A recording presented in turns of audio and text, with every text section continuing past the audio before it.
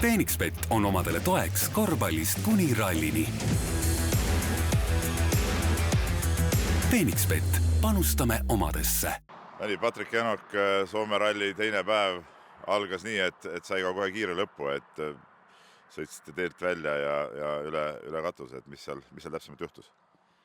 No just tegelikult sai seda sisevideo vaadatud, et siuke suhteliselt aeglane koht kolmanda käiguga võttis nagu nina natukene võib-olla joonest sinna sisse, oli selline kerge poolspinn ja siis tagaots vajus kraavi ja suhteliselt aegluubis vajus ümber, ei läinud isegi täitsa üle katuse, et lihtsalt jäime katuse peale ja siis olime seal autos paar minutit kinni, et õnneks meiega kõik on nagu hästi, et sellise hoo pealt väga midagi juhtuda ei saa, aga jah, ütleme nii, et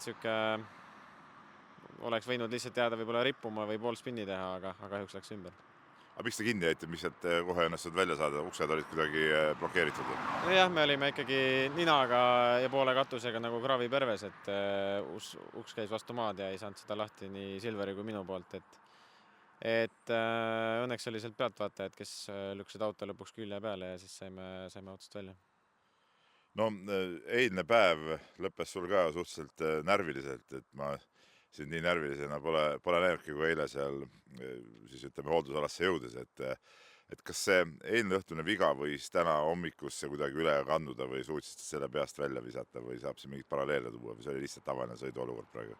Ei, pigem oli jah, tavaline sõiduolukord, et see eilne oli selline võib-olla kergelt nagu oma lollus, et oleks võinud seda publiku katset nagu rahulikumalt võtta, et kuna ikkagi oli suhteliselt libe, aga täna oli lihtsalt selline täiesti tavaline olukord, kus üldjoontes arvad lihtsalt, et läheb saba natukene ette ja sõidad sealt kurvist välja, aga kuna see kraav tuli nii kiiresti peale, et siis läks niimoodi.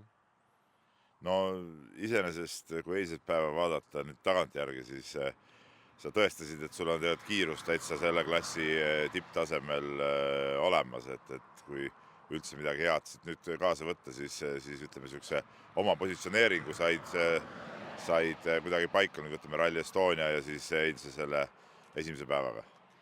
No julgeks küll öelda, et midagi me saime tõestatud, mingi märk on maas, et kahju on, et see nii kiiresti lõppes, oleks täna olnud kuhjaga veel kogemusi koguda, aga tundub, et ega kellegi tee sinna kuskile tipu poole ei ole lihtne, et ka meil õnneks on auto üldiselt suhteliselt terve, et pigem võib-olla ainult meie tagapidurid kärsasid ära, nii et selles mõttes, kui saab, siis kindlasti homme jätkame. Seegi edu. Aitäh!